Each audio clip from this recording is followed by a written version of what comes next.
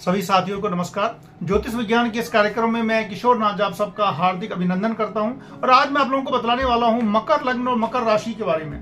मकर लग्न और मकर राशि का सारा रहस्य, मकर लग्न और मकर राशि वालों के लिए सारी बातें, इंटायर स्टडी केवल 10 मिनट के वीडियो में आप अपने बारे में सारी बातें जान सकते हैं। मित्रों, आपके पहले घर का जो नंबर है वो है 10 नंबर। 10 नंबर का जो मालिक होता है वो होता है शनिदेव। और शनि बहुत ही ज्यादा धीमा प्लेनेट है। आपको पता है कि एक राशि में वो 2.5 साल तक रहते हैं। तो चूंकि धीमा प्लेनेट है तो आपको फल भी थोड़ा धीमा ही मिलता है। धीमे धीमे ही आपकी उत्तरोत्तर वृद्धि होती है। आपके जो सपने होते हैं वो धीरे धीरे करके पूरे होते हैं। अगर आपका शनि बलवान है और शनि आयु का भी कारक है तो निश्चित रूप से आप दीर्घायु होंगे। और शनि बलवान होने से एक फायदा और होगा कि आपको अपने से जो मतलब छोटे वर्ग के लोगों से, गरीब लोगों से, नीडी लोगों से आपका प्रेम बहुत ज्यादा रहता है। निश्चित रूप से आप चाहकर भी आप देख सकते हैं। और ऐसे लोग जो होते हैं वो नेता भी बनते हैं। बड़े बड़े जो नेता होते हैं उनके साथ ये होती है कि अपने से छोटे वर्ग के लोगों के साथ उनका प्रेम प्रदर्शन रहता है और प्रेम होता भी है। शनि अगर आपका मजबूत है, मजबूत कौन सी परिस्थिति में होगा मित्रों? शनि या तो स्वगृही हो जाए, 10 नंबर का हो जाए, 11 नंबर का हो जाए।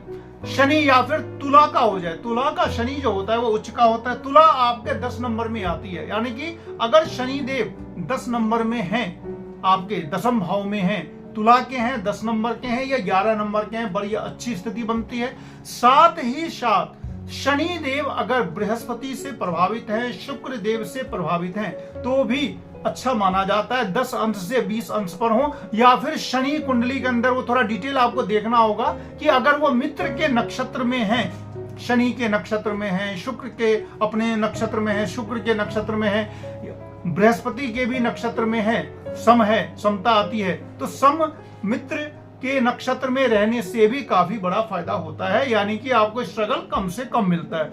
अब बात करते हैं तीसरे और 12वें भाव के मालिक बृहस्पति के बारे में, जो अभी आपके आज के डेट में 5वें भाव में है और 4 जून को वो उदय हो जाएंगे बृहस्पति। और 4 जून के बाद देखिएगा आपको कैसे कितना अचानक से बड़ा शुभ फल मिलता है, क्योंकि गोचर का 5वें भाव का बृहस्पति और साथ ही साथ उदित बहुत शुभ फल देते हैं। लेकिन ओवरऑल अगर हम बृहस्पति की बातें करें तो ये तीसरे और 12वें घर के मालिक होकर के आपके लिए कारक नहीं होते हैं और बहुत ज्यादा बृहस्पति से हम उम्मीद नहीं कर सकते हैं कि ये हमें अचानक से बहुत बड़ा शुभ फल देंगे। हाँ, ये है कि अगर ये आपके प्रतिकूल अवस्था में है तो कष्ट ज्यादा देंगे, अदरवाइज दृष्टि इनकी हमेशा शुभ ही होती है। किसी भी भाव पर में अगर बृहस्पति दृष्टि देंगे, आप देख लें कि आपका बृहस्पति कहां बैठे हुए हैं, उस भाव से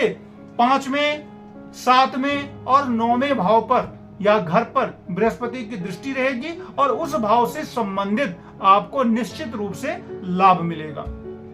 चौथे भाव का जो मालिक है वो मंगल है। वो मंगल भी 4 जून 2024 को आपके मेष राशि में गोचर होने जा रहा है। मेष राशि में स्वगृही मंगल जब जाते हैं, केंद्र में जाकर के पंच महापुरुष योग बनाते हैं, रूचक योग बनाते हैं। और मंगल आपका मालिक किसका है? भूमि का, भवन का, वाहन का, माता का, ढेर सारी जमीन लेने का, अपार्टमेंट लेने का, तरह तरह से आय के साधन का, जितने भी आपके आय के साधन है सबका। यानी कि 4 जून के बाद परिस्थिति बदलेगी और मंगल देव आपके लिए बहुत ही बड़ा शुभ फल लाने वाले हैं। मित्रों, मकर राशि वालों के लिए, मकर लग्न वालों के लिए जो मैं एक चीज बतलाने जा रहा हूं वो है शुक्र के बारे में। शुक्र क्या होता है आपके लिए? शुक्र आपका प्रबल बली राज जो कारक होता है। किसी की भी कुंडली हो, जब केंद्रीश और त्रिकोणीश एक ही प्लेनेट हो तो वो बहुत ज्यादा शुभ फल देने वाले होते हैं। और वो शुक्र भी 20 जून 2024 को उदित होने जा रहे हैं। उदित यानी कि अभी वो अस्त हैं। सूर्य के प्रकाश में बृहस्पति और शुक्र अस्त हो चुके हैं। सूर्य के प्रकाश में उन दोनों का अपना एग्जिस्टेंस बिलो हो गया है, कम हो गया है, जिसकी वजह से वो अस्त हो गए हैं। और अस्त हो जाने के बाद जो प्लेनेट का जो अपना शुभ प्रभाव रहता है वो काफी कम हो जाता है। तो सोच लीजिए 4 जून 2024 को बृहस्पति उदित होंगे। 20 जून 2024 को शुक्रदेव उदित होंगे। 4 जून 2024 को ही मंगल देव आपको रोचक योग बनाएंगे। यानी कि ये 3 प्लैनेट जो है अभी तक मैंने बताया, ये तीनों के तीनों प्लैनेट आपको जून के बाद बहुत बड़ा फायदा देने जा रहे हैं। अब बात करते हैं संतान का। तो संतान का जो मालिक है आपका वो शुक्र ही है, और दशमेश यानी कि नौकरी का, रिजल्ट का, यश का, विद्या का, यश का, जो आपने पढ़ाई की उससे आपको फल कब मिलेगा, तो वो भी शुक्र देव ही निर्धारित करते हैं। शुक्र अगर 2 नंबर का हो, 7 नंबर का हो, या फिर शनि देव के घर में भी हो, 10 नंबर का हो, 11 नंबर का हो, तो बहुत ज्यादा अच्छा फल देते हैं। हाँ, शुक्र अगर सूर्य से प्रभावित रहेंगे, सूर्य के घर में रहेंगे, सूर्य के साथ रहेंगे, तो क्या होता है, एक तो अस्त होने का दोष लगता है और दूसरा सूर्य से उनकी शत्रुता है, तो फल में कमी आ जाती है। मंगल अगर बलवान होता है तो आपकी माता जरूर दीर्घायु होंगी। और जो भी मैंने सारी बातें बतलाई, मंगल जमीन का कारक है, वाहन का कारक है, ऐशो आराम, जो भी सारी चीजें होती है, सुख वैभव की चीजें, मंगल अगर आपका बलवान है तो निश्चित रूप से आपको ये सारी चीजें मिलेंगी।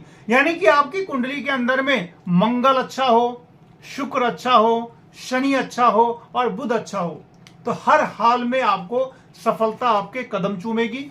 अब बात करते हैं कि अगर किसी न किसी परिस्थितिवश ये प्लैनेट अगर आपके कमजोर हों तब क्या होगा। मित्रों, अगर शुक्र कमजोर है तो शुक्र के लिए आप रत्न धारण करें। लग्नेश अगर कमजोर है तो उसके लिए शनि देव की पूजा कर सकते हैं, हनुमान जी की पूजा कर सकते हैं। बृहस्पति अगर कमजोर है और उससे नेगेटिव फल आपको मिल रहा है तो बृहस्पति देव की आप पूजा करें। और सूर्य का कभी भी आप स्टोन किसी भी हालत में, चाहे अंतरदशा हो चाहे महादशा हो, स्टोन आपको नहीं पहनना है। कभी कभी लोग पहन भी लेते हैं, लेकिन चूंकि सूर्य आपका अष्टमेश है, अष्टमेश का दोष तो नहीं लगता, लेकिन फिर भी दोष नहीं लगता, सूर्य देव हैं, सूर्य और चंद्र को अष्टमेश का दोष नहीं लगता, लेकिन फिर भी वो सूर्य जो होते हैं वो नेगेटिव फल देने वाले होते हैं। सूर्य अगर आपका कमजोर है, राहु से ग्रसित है या फिर शनि के साथ है, तो सूर्य देव को आप अर्घ दे सकते हैं। सूर्य देव को अर्घ देने से सूर्य का जो नेगेटिव इंपैक्ट है वो आपके ऊपर कम हो जाएगा। अब बात करें तो आय का मालिक कौन है। आय का मालिक भी आपका मंगल ही है। मंगल को जितना ज्यादा आपका बलवान होगा उतना ही ज्यादा एक से अधिक आय के साधन बढ़ेंगे। और 4 जून के बाद, जैसा कि मैंने आप लोगों को बतलाया कि 4 जून के बाद जब मंगल रोचक योग में आएंगे तो आपको बहुत ही ज्यादा फायदा होगा। खासकर उन लोगों को बड़ा फायदा होगा जिनकी मंगल की ही दशा चल रही है या फिर शुक्र की ही दशा चल रही है। 27 जून 2024 को शनिदेव वक्री हो जाएंगे।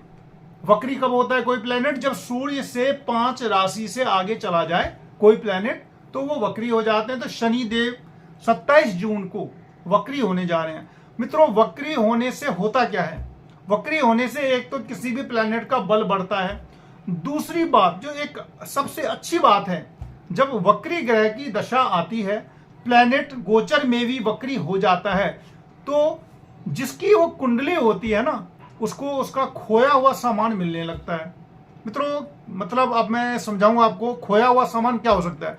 आपने 2-3 साल पहले कोई एग्जाम दिया था, आप उस एग्जाम को भूल चुके हैं, आपको पता भी नहीं है कि उसका रिजल्ट पता नहीं आएगा नहीं आएगा, लेकिन अचानक से रिजल्ट आ जाए। आपका कोई पैसा फंसा हुआ था, आप उसको भूल चुके हैं, आपको लग रहा था कि लॉस्ट हो गया, अब तो नहीं मिलेगा, वो मिल जाता है। यानी कि कोई गुम हुई चीज मिलती है, और गुम हुई चीज में कोई रिजल्ट भी हो सकता है, पैसा भी हो सकता है, कोई जमीन, कोई न्यायालय का मामला, हर चीज उसके अंदर आ सकती है। तो 27 जून 2024 को जब शनि देव वक्री होंगे तो आपको निश्चित रूप से शनि देव की पूजा पाठ करनी है, हनुमान जी की आराधना करनी है, और उससे क्या होगा, शनि देव का बल बढ़ेगा। और शनि की अगर आपकी दशा या अंतर दशा चल रही है तो निश्चित रूप से आपको फायदा होगा। अब बात करते हैं कि नेगेटिव इंपैक्ट क्या है। तो अभी आपके ऊपर में शनि देव की 7.5 तो चल रही है, शनि देव की 7.5 चल रही है। और जब शनि देव चले जाएंगे मीन राशि में, जब शनिदेव मीन राशि में जाएंगे तब आपके ऊपर से 7.5 हटेगी। यानी कि जब शनिदेव जाने लगते हैं मित्रों तो 7.5 साल तक पूरा परेशान करते हैं, लेकिन उनके बारे में यह है जाते समय वो जातक को इतना देख करके जाते हैं कि जातक धन्य हो जाता है और वो उनका गुणगान करता है और स्तुति करता रहता है। यानी कि शनिदेव भी जाते समय आपको कुछ ना कुछ जो आपकी मनोकांक्षा है, जो आपकी इच्छा है, वो सारी इच्छा पूर्ति करके चले जाएंगे। और जून के बाद जो मैंने डेट बतलाई है आपको, मैंने बिल्कुल मैथमेटिक्स एनालिसिस करके बतलाया कि बृहस्पति किस डेट में उदित होंगे, शुक्र उदित होंगे, शनि वक्री होंगे, मंगल रोचक योग बनाएंगे। ये सारी की सारी चीजें आपके लाइफ में निश्चित रूप से शुभ फल देने की स्थिति में रहेगी और आपको इसका शुभ फल लेना भी चाहिए। मित्रों, लाइक शेयर सब्सक्राइब जरूर करें। मिलते हैं फिर नेक्स्ट वीडियो में, तब तक के लिए नमस्कार।